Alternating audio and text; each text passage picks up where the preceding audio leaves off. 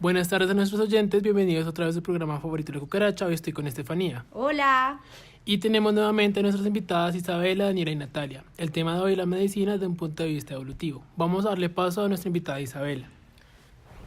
Bueno, para contextualizar a todos nuestros oyentes, les quiero contar que la ilustración fue la manera de liberar la ciencia y esto se logró hacer mediante las enciclopedias. Con esto, en la época se pretendía quitarle el poder que tenía la religión antes de la ilustración.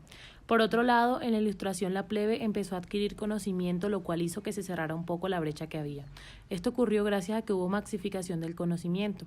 Además, había un concepto ambiguo de la naturaleza, ya que este término tenía un significado demasiado general y se utilizaba en una enorme diversidad del sentido. La ilustración estableció una gran diferencia entre la palabra ciencia y la palabra medicina. Sí, ahora les cuento que esto mismo hizo Sydenham en 1660, cuando empieza a exponer en sus escritos a la medicina y la ciencia de una manera excluyente o libre de lo que es el ámbito político y social. Qué interesante, colegas. Actualmente los avances y descubrimientos médicos se cuentan entre los logros más importantes de la ciencia moderna.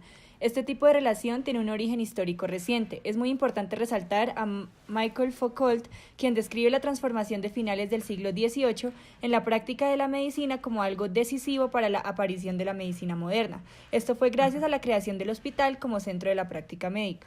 Qué pena las interrumpo. Yo en mis estudios aprendí que con el desarrollo de los hospitales los médicos empezaron a prestar menos atención al cuerpo de los pacientes individuales y tratar a las enfermedades como entidades mismas, que fue lo que pasó durante la Revolución Francesa, que la idea del hospital cambió de un conjunto de centros dependientes de la corona como entidad pública y otros dependientes de entidades privadas que buscaban tratar a los pobres, mendigos, ancianos y enfermos, a una figura que busca tratar solamente a los enfermos, que fue lo que planteó Montión, que a los pobres se les debería dar oportunidades en vez de tenerlos en estos tipos de centros.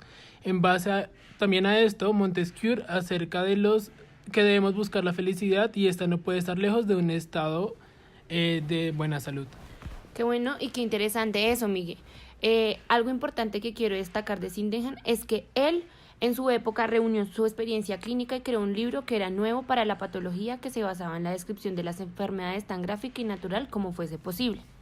Claro, Natalia, la patología anatómica llegó a ser un método cada vez más importante para determinar afecciones, gracias al cual se pudieran detectar lesiones orgánicas concretas que correspondieran a estados específicos de la enfermedad. Otro dato importante es que actualmente los laboratorios son lugares de crucial importancia para la investigación médica.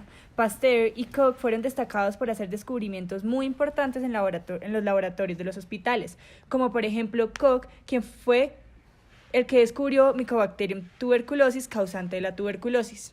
Ahora vamos a escuchar a Bach en su concierto de violín número 1 en A menor.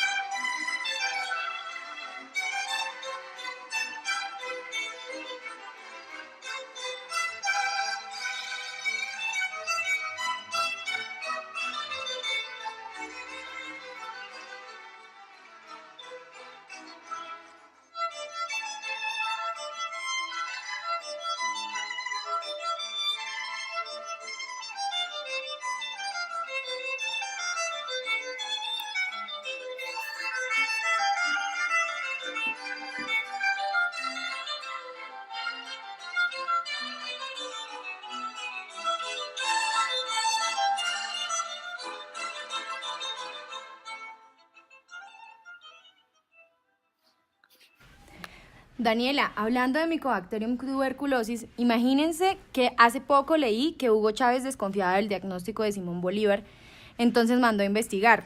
Eso que les voy a contar no tiene nada de relevancia en el tema del día, pero es un dato muy curioso. Resulta y pasa que Simón Bolívar a lo largo de su vida tuvo muchísimas enfermedades, pero siempre mejoraba.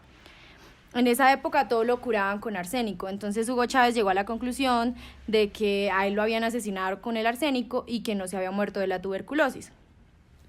Pero cuando mandó a investigar, los datos arrojaron que sí se había muerto de tuberculosis y de otra enfermedad brasilera llamada paracomicosis.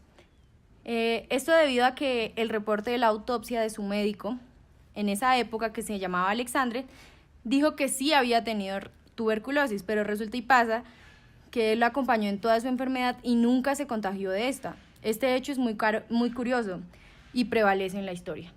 Muy curioso ese dato. Para concluir el tema de la ilustración es importante mencionar que hubo un gran crecimiento de la medicina de laboratorio. Además, se dio el avance de los rayos X a finales del siglo XIX y los escáneres de la resonancia magnética en el siglo XX. Claro, se me había olvidado destacar que la medicina no solo se debe a la ciencia de los fármacos, sino también importantes aportaciones en el campo de los equipos y materiales, como lo es el estetoscopio, y los que mencionó Isabel ahorita. Muchas gracias a nuestros oyentes fieles de La Cucaracha. Espero hayan pasado un buen rato. Gracias a nuestros invitados y a mi compañera Estefanía. Bueno, muchísimas gracias. Entonces los vamos a dejar con un interludio musical. Y esperamos encontrarnos en una próxima ocasión. Gracias.